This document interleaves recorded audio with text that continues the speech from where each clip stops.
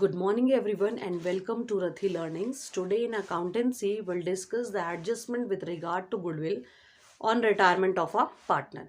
पिछली क्लास में हमने रेशियोज कैसे कैलकुलेट करते हैं, गेनिंग रेशियो कैसे कैलकुलेट करते हैं वो डिस्कस करा था। आज हम ये देखेंगे कि गुडविल का क्या ट्रीटमेंट होता है जब कोई पार्टनर रिटायर होता है। In the previous class we discussed about the calculation of gaining ratio and how the existing partners acquired the share of retiring partner. Today we will discuss the treatment of goodwill when a partner retires from the firm.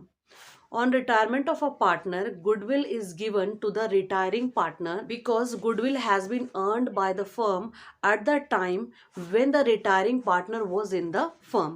क्योंकि जो retiring partner है जब वो firm में था तो goodwill firm ने तब अर्न करी हुई है, इसलिए जो रिटायरिंग पार्टनर है या जिस पार्टनर की डेथ हो रही है उसका शेयर उस गुडविल में होता है। और उस शेयर को कौन देते हैं? रिमेनिंग पार्टनर्स देते हैं गेनिंग रेशियो में। And that share of goodwill to the retiring partner is given by the remaining partners in the gaining ratio. So the treatment of goodwill we'll discuss first stepwise in theory and then we will see the numericals. So what are the steps that are involved with regard to goodwill? If there exists a goodwill in the balance sheet of the firm, what treatment will be done for that goodwill? Let us see that first. अगर firm की जो balance sheet है उसमें पहले से goodwill दी हुई है तो क्या ट्रीटमेंट करना है उसका? सारे पार्टनर्स की कैपिटल अकाउंट डेबिट होगी और टू गुडविल। ठीक है, the first step involve is writing off the existing goodwill appearing in the balance sheet. Old goodwill or existing goodwill which is appearing on the asset side of the balance sheet, that goodwill is written off among all the partners including the retiring partner. तो जो balance sheet में goodwill होती है उसको right of करते हैं और उस गुडविल को राइट ऑफ करने की एंट्री क्या होती है? ऑल पार्टनर्स कैपिटल अकाउंट और करंट अकाउंट, जैसे भी इंफॉर्मेशन है फ्लक्चुएटिंग या फिक्स कैपिटल है उसके अकॉर्डिंग हम कैपिटल या करंट अकाउंट को डेबिट करेंगे. ऑल पार्टनर्स कैपिटल और current account debited to goodwill. All partners means including the retiring partner also. जितने भी पार्टनर हैं, सपोज ए बी सी तीन पार्टनर है और सी रिटायर हो रहा है तो सी को भी इंक्लूड करना है. उन सब की कैपिटल डेबिट होगी और जो पुरानी गुडविल है, जो फर्म की अपियरिंग गुडविल है बैलेंस शीट में, वो क्या होगी? राइट ऑफ होगी. पहला स्टेप तो ये है for that goodwill which is appearing in the balance sheet of the firm. Then the next treatment is that a credit for outgoing partner is given. जो पार्टनर रिटायर हो रहा है उसको जो फर्म की गुडविल की करंट वैल्यू है उसमें कंपनसेट करना होता है. और कौन करता है? रिमेनिंग पार्टनर्स करते हैं गेनिंग रेशियो में. क्योंकि जब पार्टनर रिटायर हो रहा है तो जो पार्टनर रह रहे हैं फर्म में उनको कुछ फायदा होगा, तो वो क्या करेंगे? जो रिटायर हो रहा है पार्टनर उसको कंपनसेट करेंगे. और किस रेशियो में करेंगे? गेनिंग रेशियो में. और उसके लिए क्या जनरल एंट्री हम पास करेंगे? गेनिंग पार्टनर्स करंट और capital account debit to retiring partners current और कैपिटल अकाउंट. तो किसकी कैपिटल या करंट अकाउंट क्रेडिट होगी? जो रिटायर हो रहा है, क्योंकि उसको मिल रहा है गुडविल का शेयर. और किसकी कैपिटल या करंट अकाउंट डेबिट होगी? जो रिमेनिंग पार्टनर्स हैं जो फर्म में है. ठीक है, now let us discuss them with the help of numerical. X, Y and Z are partners sharing profits and losses in the ratio of 2:3:5. X, Y और Z तीन पार्टनर्स हैं और उनका प्रॉफिट शेयरिंग रेशियो है 2:3:5, मतलब 2/10, 3/10 और 5/10. Goodwill is appearing in their books at a value of ₹50,000. Goodwill is appearing मतलब जो बैलेंस शीट है उसमें एसेट साइड में गुडविल है 50,000 रुपीज की. जो मैंने आपको अभी समझाया था कि अगर बैलेंस शीट में गुडविल अपीयरिंग है तो उसको राइट ऑफ करना है सबसे पहले. एक्स रिटायर्स, एक्स रिटायर हो रहा है मतलब 2/10 शेयर वाला रिटायर हो रहा है. And on the day of x retirement goodwill is valued at 45,000. और जिस दिन एक्स रिटायर हो रहा है उस दिन जो फर्म की गुडविल की वैल्यू है वो 45,000 रुपीज है. जो एक्स को रिमेनिंग पार्टनर्स गुडविल का शेयर देंगे वो इस वाली गुडविल का देंगे और जो 50,000 वाली गुडविल है वो राइट ऑफ होगी. ठीक है, Y and Z decided to share the future profits equally pass journal entries. और जो रिमेनिंग पार्टनर्स हैं Y and Z उन्होंने डिसाइड करा कि वो फ्यूचर में प्रॉफिट्स इक्वली बांटेंगे. तो उसके लिए क्या जर्नल एंट्री करनी है? तो सबसे पहले पुरानी गुडविल को राइट ऑफ करते हैं, जैसे मैंने आपको अभी बताया था. पुराने पार्टनर्स इंक्लूडिंग रिटायरिंग पार्टनर. तो उसकी जर्नल एंट्री क्या होगी?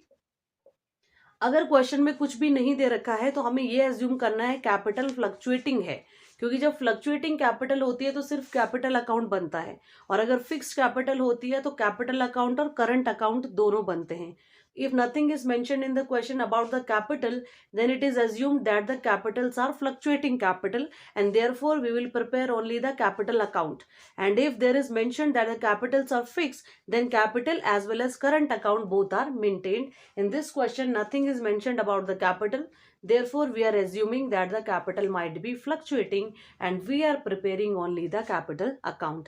इस क्वेश्चन में कहीं भी कोई इन्फॉर्मेशन नहीं है कि कैपिटल फिक्स है या फ्लक्चुएटिंग है, इसलिए हम ये अज्यूम कर रहे हैं कि कैपिटल कैसी है, फ्लक्चुएटिंग है, और इसलिए हम सिर्फ कैपिटल अकाउंट ही बना रहे हैं, या जो भी जनरल एंट्रीज पास करेंगे वो कैपिटल अकाउंट से ही करेंगे. ठीक है.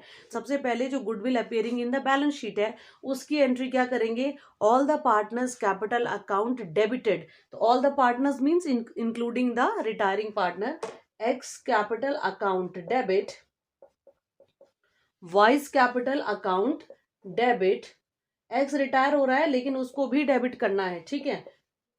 Jades capital account debit. तो ये तीनों पुराने पार्टनर हैं एक्स वाई जेड, तो इन तीनों की कैपिटल हमने डेबिट कर दी. और क्या राइट ऑफ कर रहे हैं हम, गुडविल. और इस गुडविल की वैल्यू हमें दे रखी है कि 50,000 रुपीज है. ठीक है. तो ये 50,000 राइट ऑफ होगी among all the partners in the old ratio. Old ratio में होगी. तो 50,000 का 2/10 कितना होता है, 10,000. 50,000 का 3/10 15,000, और 50,000 का 5/10 25,000. 2/10 3/10 5/10 ओल्ड रेशियो है. हमने ओल्ड रेशियो में राइट ऑफ कर दी जो गुडविल अपीयर हो रही थी बैलेंस शीट में. एक्स की कैपिटल 10,000 से डेबिटेड, वाई की कैपिटल 15,000 से डेबिटेड, और जेड की कैपिटल 25,000 से डेबिट कर दी. तो ये पुरानी गुडविल राइट ऑफ हो गई. ठीक है. Now the turn is of the retiring partner share. अब एक्स रिटायर हो रहा है, और जिस दिन एक्स रिटायर हो रहा है उस दिन फर्म की जो गुडविल की वैल्यू है वो 45,000 रुपीज है. सबसे पहले इस गुडविल में हम एक्स का शेयर देखेंगे. तो 45,000 है फर्म की गुडविल, और एक्स का शेयर है 2/10. ठीक है.